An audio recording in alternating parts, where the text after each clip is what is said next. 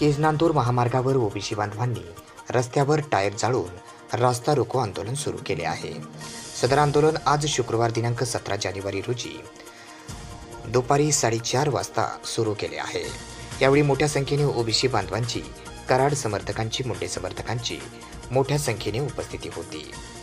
वाल्मिक कराड यांना निर्दोष मुक्त करण्यात यावे, तसेच वाल्मिक कराड यांच्यावरील खोटे गुन्हे मागे घ्यावे, मंत्री धनंजय मुंडे यांच्यावर कसल्याही प्रकारचे आरोप करू नये, यासाठी आज केज-नांदूर येथे महामार्गावर ओबीसी बांधव तसेच वाल्मिक कराड समर्थक, धनंजय मुंडे समर्थक यांनी महामार्गावर रस्त्यावर टायर आडवे टाकले आणि टायर जाळून मोठा निषेध व्यक्त केला।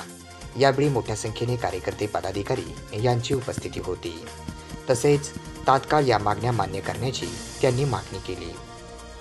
यावेळी दोन्ही बाजूंनी लांबच लांबपर्यंत महामार्गावर वाहनांच्या रांगाच रांगा लागलेल्या होत्या।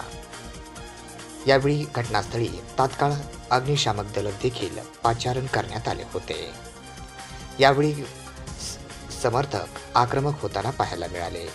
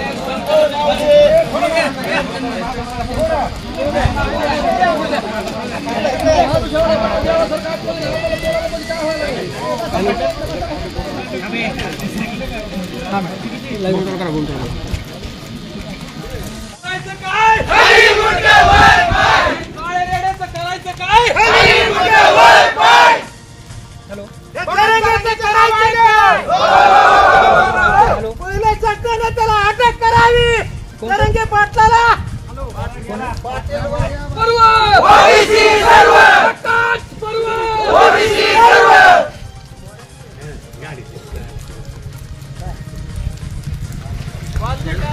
खोटे गुन्हे मागे घेतले